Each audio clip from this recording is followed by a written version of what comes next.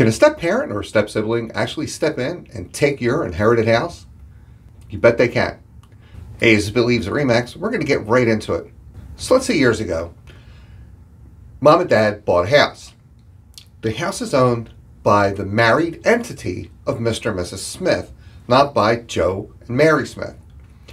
When the couple gets divorced, it then becomes what's called tenants in common. Basically, Joe and his estate own his half, Mary and her estate own her half.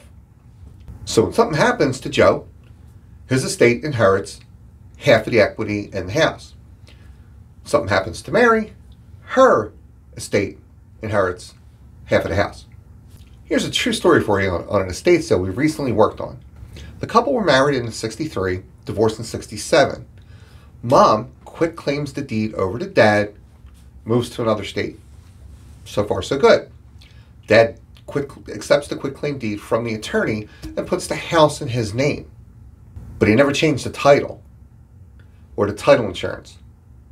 That's how most people did it. If there's no new mortgage, you don't need new title insurance, but here's why you should have it. At some point, Mom remarried and then passes away prior to Dad.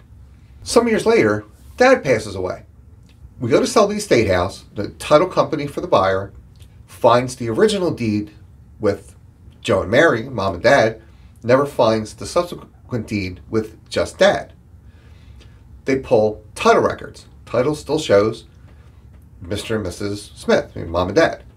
So when two people are on a house, you need signatures and permission from both of them to actually sell the house. Only Mom's not around to get her permission. So who owns Mom's half of that house? You guessed it, her estate. Title company asks for a death certificate from the mom to prove she's not alive anymore. That certificate comes back saying that Mom is survived by new husband. But only new husband died. New husband is survived by his kids. Her estate goes to him, becomes his estate. His estate goes to the stepkids, becomes their estate. Who owns half of that inherited house? Technically, the step-siblings of the executor, who he's never even met. Fortunately, in this case, the son was able to go back, the executor was able to go back and find the divorce decree because Dad kept meticulous records. What are the odds of finding a divorce decree from 1967 in a garage, in a box, in 2022? Very slim.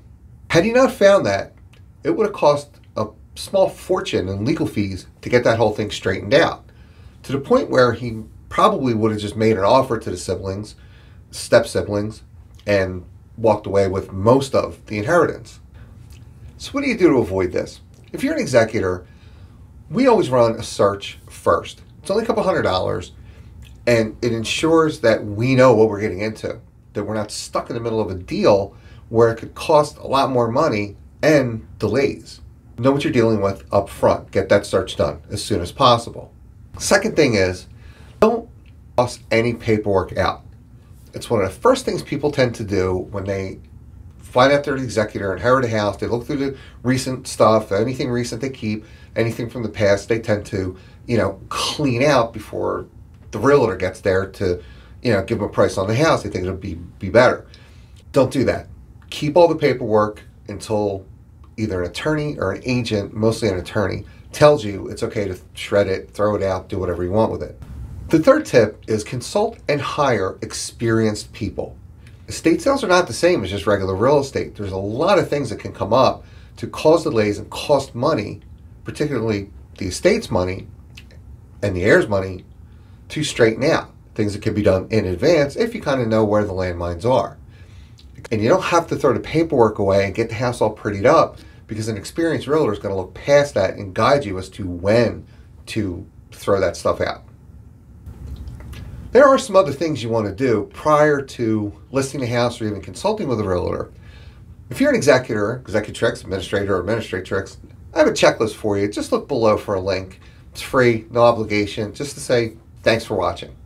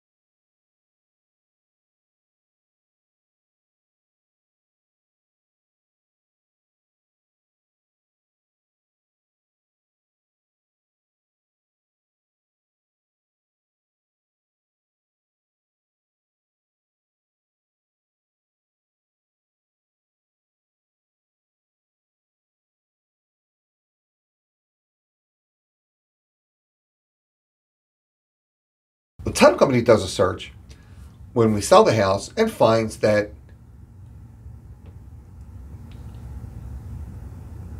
the quitclaim deed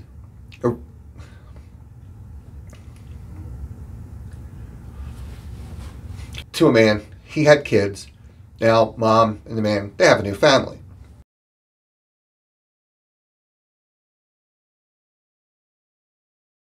Fast forward a little bit, mom remarries, has a new husband, new kids, stepkids, etc.